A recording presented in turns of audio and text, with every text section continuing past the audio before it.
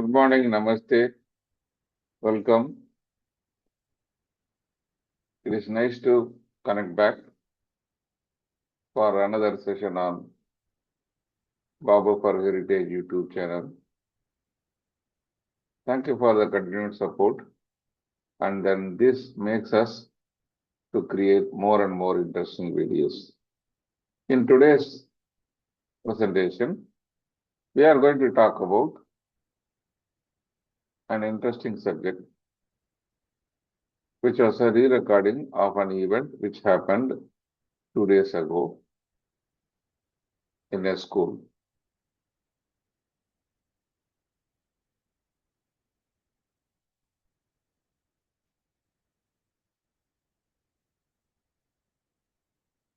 Last week on 21st, on Madras Day Eve,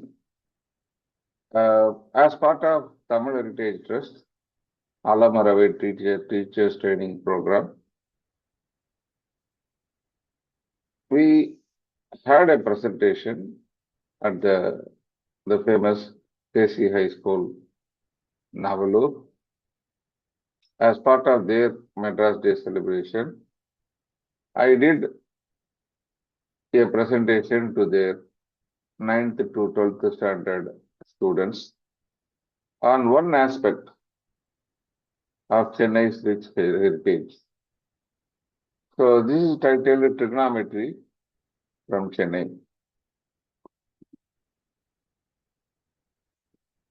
Since it was a private presentation, I wanted this to get exposed to more people. So I have done some more addition to make it suitable for wider audience, and done the re-recording on this. So we are going into this re-recording of the same presentation with some refinements. When we talk about trigonometry, this is about triangles, their properties, and how we derive various benefits out of triangles. That is one of the first known shapes to humans and the most stable shape. So in Egypt, 5,000 years ago, they built the pyramids. How did they ensure that these are of perfect shape? Because it is huge. And how did they measure if the king has given an order, build 150 feet tall pyramid? How do you ensure that this is implemented? And are there any trigonometry involved in it? Now, at the basic level, they did rudimentary shadow technique where they put a stick on a particular location, particular direction, and then measured the stick as well as its shadow length. At the same time, also measured the length of the base as well as its shadow. So, by adding half of the length and then the length of the shadow, they will be coming up with the height of the pyramid by reverse calculation. So, there is one rudimentary method, and there might be some accuracies, some alignments. The same thing, depending on where the sun is, the alignment might be slightly different. The second usage of trigonometry was due to Nile's floods. Nile had a habit of flooding every season, and once the recess, it deposits rich soil, fertile soil, which is very good for cultivation, and then they do the harvesting. So this has got 3 seasons, but the challenge is every time the Nile floods, your marking and everything is gone, and we don't know whose land is this and whose land is that. So for that, they use trigonometry and planning and diagrams to arrive at a permanent records of lands. So this is a rudimentary trigonometry without any angles. Let us go one step deeper. In 1550, we have identified a papyrus, red mathematical papyrus, uh, which contained a lot of mathematical formulas and models in the cuneiform side, and it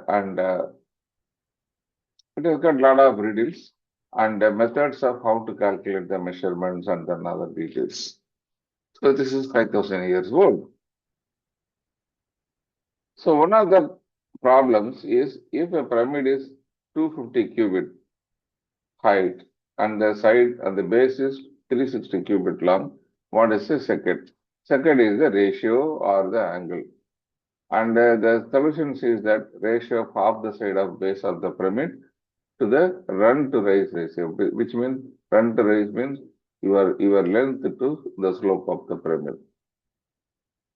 So this second is nothing but cotangent of the angle to the base of the pyramid to the base. So without using the angles, they are using the cotangents. The problem looks like this. Second is equal to half base divided by height. Half base is 180 in this problem. Second is 180 by 250 is 0.70 cubit. 1 cubit is equivalent to 7 palms, like this. And then the second is around 5.25 palms, 5.04 palms. So this is how they arrive at second. Once second is known, and if this is a standard measure, we can also do reverse calculation and say that if the second is known, and then you can arrive at the height of the pyramid by measuring the slope or base. So this is how they use without angles by using only ratios. If you analyze the pyramids built by Egyptians, there is some ratio. Most of the pyramids where of the second ratio, there is the angle of 5.25 and 5.50. Since 5.25 relates to 4 parts height to the 6 parts base kind of a ratio. This is a standard ratio which gives a second of 5.25. So that is the second ratio. Technically, interestingly, this corresponds to 3:4:5 kind of a triangle. In this triangle, this is a 3:4:5 kind of a ratio, which is a Pythagoras ratio. The second ratio is 5.5, which is used for bigger, taller pyramids. This is 7:11, where your height is 7 and the base is 11. So, they do the calculation based on a proper slope, and then on the slope ratios, they had the second ratios and other things, and then they were able to arrive at the height or width of the pyramid and see whether it is in line with this. So this is how some of the trigonometric calculations started. Now coming back to the modern real world, we have modern day maps. A typical modern day map looks like this. This is detailed and there are no distractions. We know what is the distance between places and how related they are positioned, and then how they are positioned within the globe. Then, using Google, we also get navigational distances between two places. How to go about is one situation, but what is the distance between two places? This is the fundamental. Unless you have the documentation of the individual distances here, Google won't be able to progress and give you the exact distance and time taken using multiple modes. So this is broken up of individual segments of the road of distance and direction and orientation. So this is how a map is constructed. Let us see how these maps were constructed from olden times. First century, the traveler Pericles traveled from Middle East all the way up to Southeast Asia, and he has described a lot of places on the way, a large list of places which was in India. But this has been written and this has been drawn as a map at a later point of time. Again, this is a conjectural map with some amount of mapping between. So if you see the Ganges, it goes into a tangent. It doesn't flow horizontally like this. And the Deccan corner, Tamil Nadu and Kerala, is very, very constricted. Like that, there are certain relative issues. Let us see whether even by 17th century, after 1700 years, has it improved? No, it is still conjectural maps only. This is based on approximation.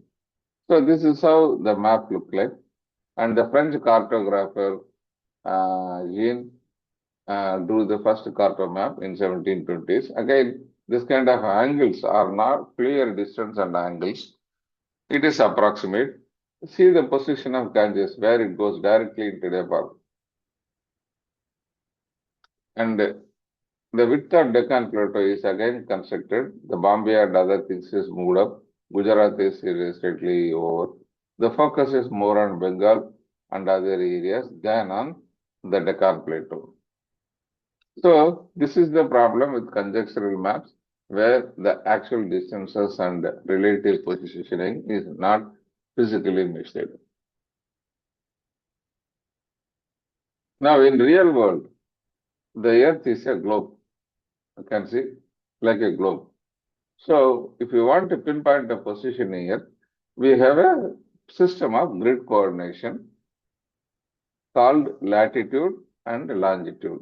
The latitude is how far you away from the centers where your equator is 0 and North Pole and South Pole are 10 degree and minus 10 degree. This is how it is calculated. This is one side of the angle. Let us say it is x-axis. Then the y-axis is a meridian. Here the problem is there. In latitude, you have only one center. So we take it easily as an equator or a center point. Now everything is a center. So where do we start? This calculation started with British. So Britain has taken the prime meridian as something which goes through there near England. There is a Greenwich village. So whatever is a line that goes through is the prime meridian. So all the other meridians are calculated with respect to that. But again, Indian astronomers had a separate system from early 5th to 6th century. They were using Ujjain as a prime meridian for Indian and other calculations.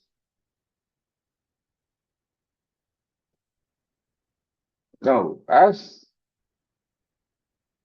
things advanced and then people had advanced telescopes and navigational systems, they started identifying stars and then putting latitudes by way of star fixing. So with this help, the whole of Britain was documented based on trigonometry using 1791 to 1853, around 60 years. So imagine for a small island like this, it took 60 years. And then it had only 300 landmarks. And then they were, so the baseline, they used a baseline around Greenwich, where they were using the measurements using 100 feet long steel chains and then repeating the measures. And again, they were using the Greenwich Meridien. So with this, the first fundamental survey of Britain was done. Now, having done this, what is the next option? Expanded to their colonies. At that time, their biggest colony and the most revenue-making colony was India. and they came to India, and then we went to started a trigonometric survey. At the time, Colonel Lamberton was doing some practical experimentation in Bangalore in trigonometrical work based on how it was done. So he was assigned the job of doing the trigonometry survey. At the time, they had topographical survey and then they had geological survey. There were three separate surveys happening. He was in charge of the trigonometric survey. So he started on 1802, and then by the time the Chennai Observatory is up and functioning as the first observatory, and they have tried to their knowledge very accurate fix on the latitude and longitude of the Chennai Observatory, and this was to be taken as the median for this survey. They did the survey for 360 miles from Chennai to Mangalore and completed in 1806. So for each of these places, small segments, the latitude is measured. In some cases, the distance is measured or derived and then mapped. They said, having the experience of England, we will finish it in 5 years. But in practice, it took 70 years. It is 1870 by the time they could complete the entire survey and interpretation, data marking and other things, it continued for some more time. So based on this, the entire map of India was built. Again, the benefits of this trigonometric survey was earlier, when you are having an arc of 1 degree of latitude, there was no clear calculation of the length of 1 degree. Primarily, again, there are some problems in earth curvature. So now we had a clear calculation data on degree of arc length. Also had a good idea of curvature of earth to calculate elevation in relation to sea level in a very, very precise way. And this also triggered the analysis and accounting for geodesic anomaly, where earth is not a perfect sphere. It is like a Tirupati Laddu, which was put in a hand. Let us go into detail and see how it was implemented. This is where the interesting part about Madras coming. For any triangulation, we need the first baseline to be measured accurately, and all the other calculation depends on this.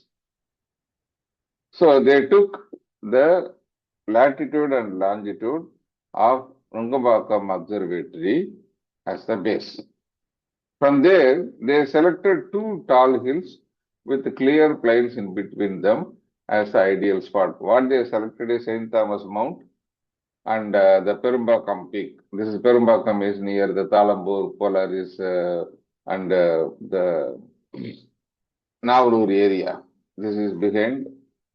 So now most of the mountain is eaten, and that is the two tall peaks which were selected for sighting and distance calculation.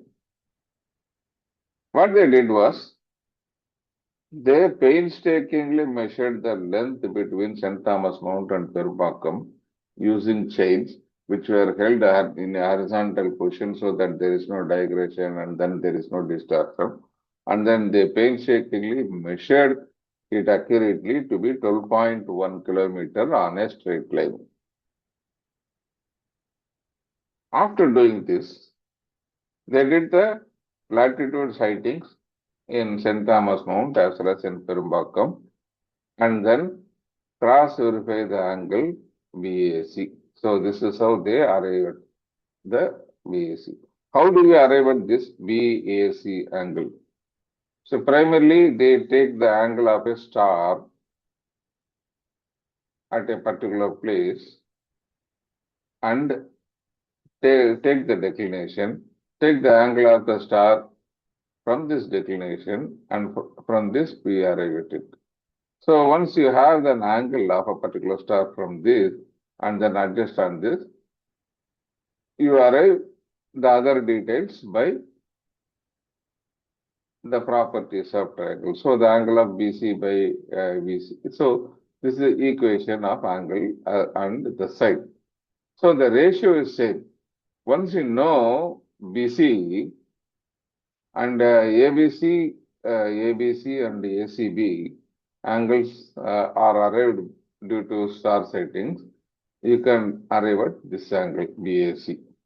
From this, since you know this, you can easily arrive at the other three, and finally, without walking painstakingly through this distance, you can arrive at the distance BA and arrive at the distance AC. Once this is done, from BA, you know the width, you can take one more triangle, one more hill, and then take sightings, and then proceed and find two more distances. This is how the triangles were expanding. Let us see how the initial triangles progressed. So the objective was to move from Chennai to the west coast, Mangalore. So they took 2 degrees of longitude, so that this much variation, and then they kept on doing diagrams. So this is the width, and then this is how went. They started at St. Thomas Mount and Perumbakkam, and then did the initial survey and started building more and more triangles and slowly move forward. And this is how the initial triangle is. This is our observatory, St. Thomas Mount and Perumbakkam, and this is the base. So once they did it, this exercise extended all the way from Chennai to the west coast. But how they did it in documentation is as follows. This is taken from the reference book. So, taking Madras Observatory as the median, or the median, secondary median for this, which is 0, 0, 0, that longitude, there is longitude is how much it shifts from the center. So St. Thomas, they measured St. Thomas Mount and Perumbakkam Hill, and this is how they shifted. Then from there they moved out to Pundavalli, Flagstaff, and then Mangot Hill. Mangot Hill is your Mambakkam, no, not Mambakkam. This is the Murugan temple at Marpudi. And then from there they moved over to Tandare, and Terakkichikkonam is nothing but Tirukkalakundam, that is how they have pronounced it. And then Sri Perumbuthur, Tiruvallur. So, in a series of triangulation, they gradually moved westwards. And these are the locations: Fort St. George, Bolineni, this is the Perumbakkam, and this is this is your St. Thomas Mount, and this is Poonamali and Tandare. So, Tiruvallur, Sri Perumbuthur, like that, the series of triangles which expanded. Ultimately, from Madras all the way at Mangalore, it was computed in a series of triangles, and it ended in Mangalore and Talacheri. So, you have the first prime meridian of the trigonometric survey completed. It took 360 miles to be completed in 5 years. In between, there was a milestone or a baseline. If you see this, there is one more baseline here. This is between Bannerghatta and Manappuram, where they also had a similar physical measurement so that the calculation that comes up from here needs to match with this. And then they found it fairly accurate. So let us see where the second baseline at Bangalore. The original baseline was done at 1804 for cross verification. Again, later on a railway track went through that and then they felt that the original baseline was not so clear. They remeasured the baseline in a slightly different way on 1868. The southwest side was North Kempakoda Tower at Bellary Road and northeast end was Kannur on the Bellary Road. Unfortunately, the Kempagoda Tower monument was destroyed very early, and the northeast tower was existing till last month. Suddenly, the builder who owns the land there, overnight in the middle of the night, he destroyed the structure for reconstructing a multi-story building. So done on 2nd June.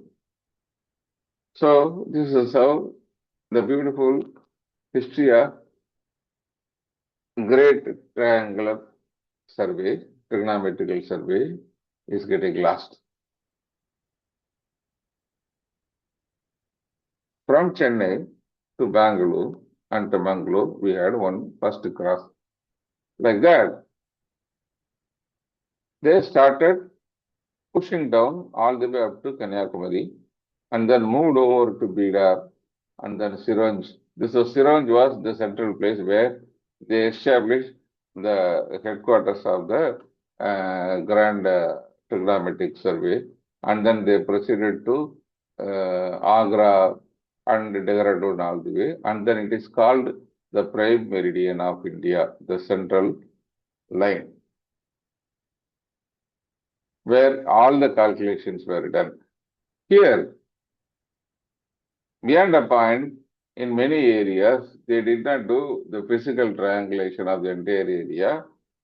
In some cases, they build a grid on like this, and then from the grid, once they anchor the four sides clearly, they started deriving smaller and smaller distances from the grid or the triangles.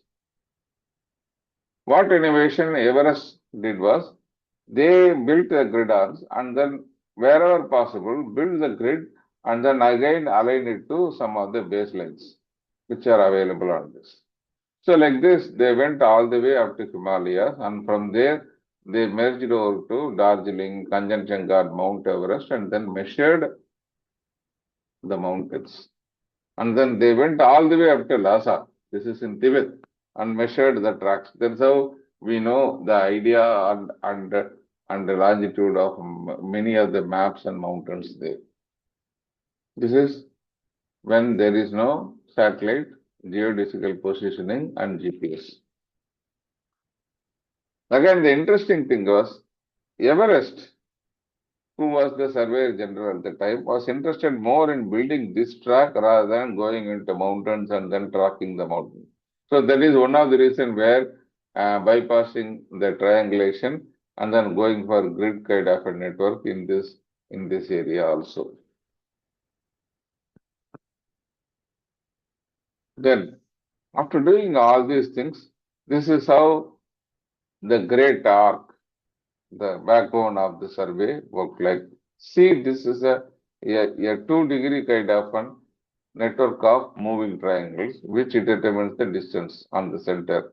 If you see this is the extensive area where it has been done with perfect triangulation. Whereas here, beyond that, it becomes more of a gridiron and then becomes a guesswork. So like that, they built a lot of longitudinals and then completed this. The final products looks like this. A fantastic grid of all the triangulation and this grid, this is the gridiron, and then this grid works in a detailed projection. This is available in the Great Trigonometric Survey, popularly called GTS. In the Wikipedia site, a large PNG map is available where you can zoom and see the individual triangulations.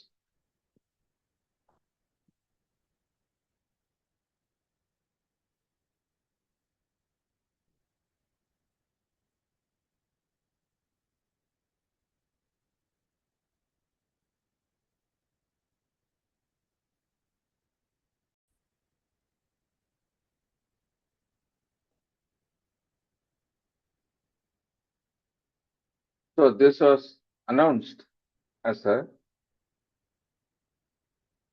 tallest peak at 8839. This is peak number 15 at Chomolungma, Sagarmatha. Again, at that time, George Everest has already retired.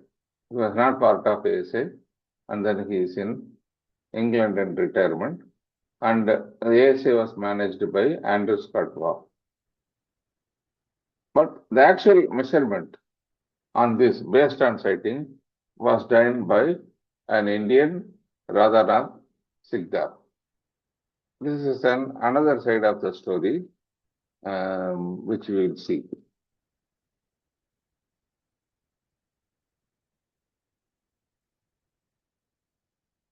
The great trigonometric survey, again, like any other epigraphical and other initiatives, it was initiated and pursued with Western technology, but again with support of Indian scholars and local stalwarts. One of the scholars who was part of the team was Radhanath Sikdar. This is his stamp in commemoration of this. So he is an excellent mathematician specializing in geodesy and spherical trigonometry. And actually, he worked as a computer. Computer means after the sightings are done, we need to actually compute for adjustments and then finally arrive at the distance. The actual work, he was one of the senior most persons who worked with Everest and Andrew Scott. At the time, Kanchenjunga was thought to be at 28,169 as the tallest thing. He found out using his calculation and arriving in 1852 that it is not the tallest, and peak 15 was the tallest at 29,000 feet. So this is great.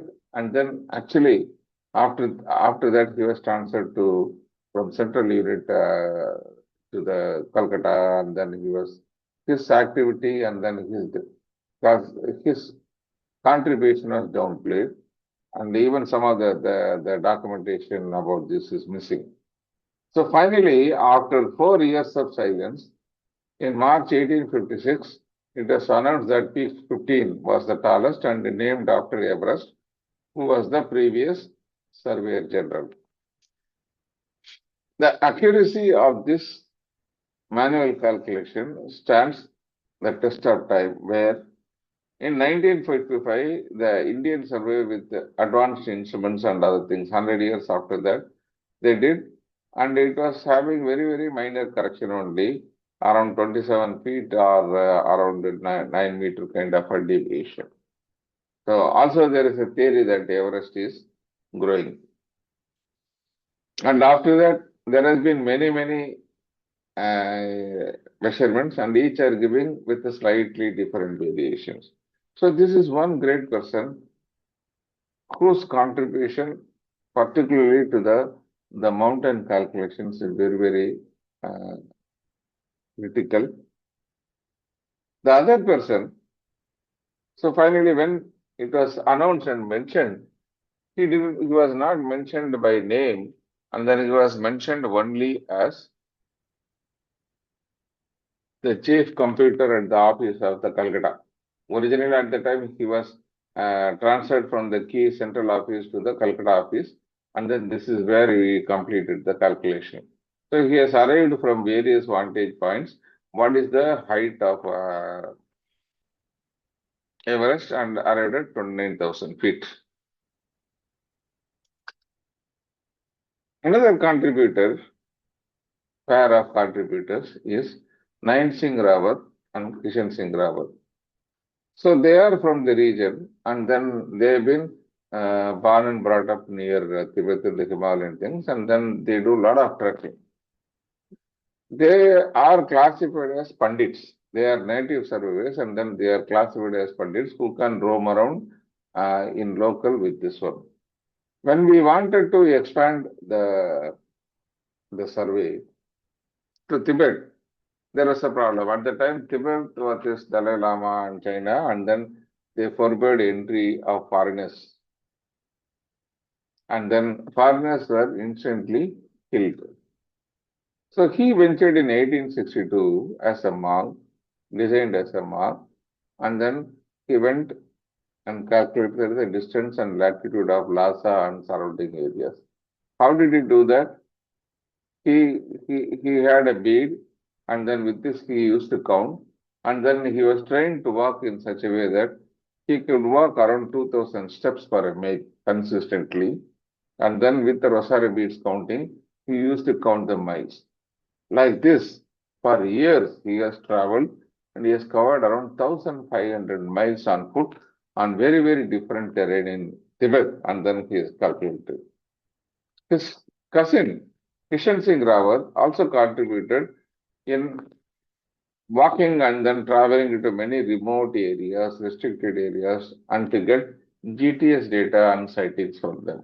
They used to take a lot of notes and then they hid it in the, the, the Rosary box and other things, and then did it in a very secret way. It is like a spy mission. Government of India recognized 200 years of the great trigonometric survey and then released stamps of the trigonometric mapping and the two stalwarts, Naina Singh and Raghav. And these are the stamps that were released during the occasion. And this is how some of the activities that happened. This is the Calcutta basin from where they did the observations and the mapping and the tents and the standards. See, this is the baseline which they measure, and they need to put the line in a very, very horizontal way so that it is level to the next baseline. If there is a depression, there is a problem. Similarly, this is how they measured Himalayan peaks using theodolite and other instruments which were kept level in a particular place. So this is a kind of very, very, very, very heavy and tall instruments, and then this used to be mounted on top of this kind of towers where they had instruments and to calculate the elevation and also the star sightings. So this is an upward-looking telescope with a very good angular measurement.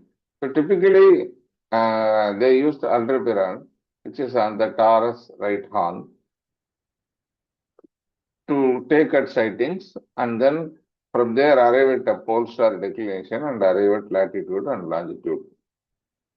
Because your direct measurement of pole star is almost near horizon and refraction and reflection will distort the sightings. And this is one of the such towers which are still remaining in Calcutta. Now, this is not a simple case of just doing triangulation and then arriving at the numbers. Okay, there are a lot of issues. Let us see some of the 3 or 4 key issues they faced and how they solved it. One, the terrain is not flat, it is undulating. So if you measure from here and start measuring like this, using chains and other things, this will give the wrong lengthy figure. So what we need to do, we need to put slopes. There also, if the plumb line is not level and other things, it will give wrong readings. You need to put a perfectly horizontal plumb line, which is this one, and then start mapping the undulating software on each segment. This is one triangle, this is one triangle, this is one triangle. Like that, they arrive at the ranging readings, and finally they arrive at the distance from this to this. So this is how the survey is done. The second challenge, once the baseline is done, when you do triangulation like this, in a flat space, the triangulation total equals 180 degrees. Whereas in a sphere, when you map it, which is the earth, the totals go more than 180 degrees. How to correct for this? So this is the kind of corrections and adjustments they did, and this is how they did using spherical geometry. The third issue is Earth is thought to be a sphere, but it is not a sphere or a spheroid, and it is a geoid. So the Earth is bulky on the side and then linear on the side. This is 12, 7 and 4 and this is 12, 7. So it is a little flat on the sides. Do we think this is a perfect spheroid? Again, no. It is. There are a lot of imperfections around the surface where the relative thickness of the crust and the gravity has adjusted to form contours. So it is not a uniform. If I say an analogy, it is something like our Tirupati Laddu. It is not a perfect sphere, perfect spheroid, but it is hand built and it contains a lot of imperfections. So later on, they have also calculated the imperfections in using EGM geoid method. So it's a now the earth shape is a geoid. So they given a special name. And they have also mapped in which area there is a deviation. If zero is a smooth sphere, how much of variation is there? If you see this, in this there is a bulge, in this there is a bulge, and then here also in blue color there is a depression, there is a deviation of around 100 meters in height. So this is the kind of variation you see in Earth. So this also need to be adjusted when you look at elevation and then arrive at the values from sea level.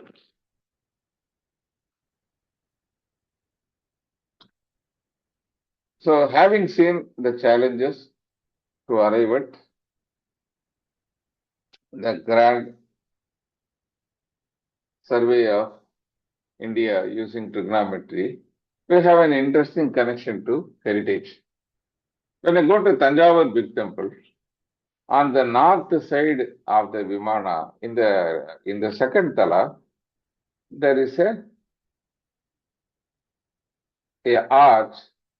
As part of the arch, instead of having a celestial or a god, we find a human figure and the two a Westerner with a hat sitting there. This is how the image on close-up. Even when you close up, it looks like a Westerner with a suit and hat. There are three possibilities which people are saying. One, Saraboji had interactions. This is, some people said it is Marco Polo, but the hat and other things is different.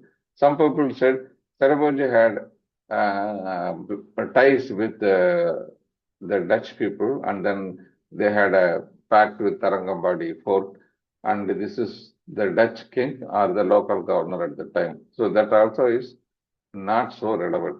Interestingly, when we go through the notes and some of the published journals of Lambton, he says that while we are doing trigonometric survey, Tanjavur Big Temple was one of the vantage points used for sighting it. And then they took the huge theodolite on top of Tanjavur Temple. On one occasion, there was mishandling and it fell down and it damaged some of the structures here. And he says that the next 1 week he spent on his tent and then finally he repaired the theodolite. But again, what is unsaid is probably he might have funded or the Raja at that time would have supported, and to commemorate the incident, they might have added the picture of Lamberton here.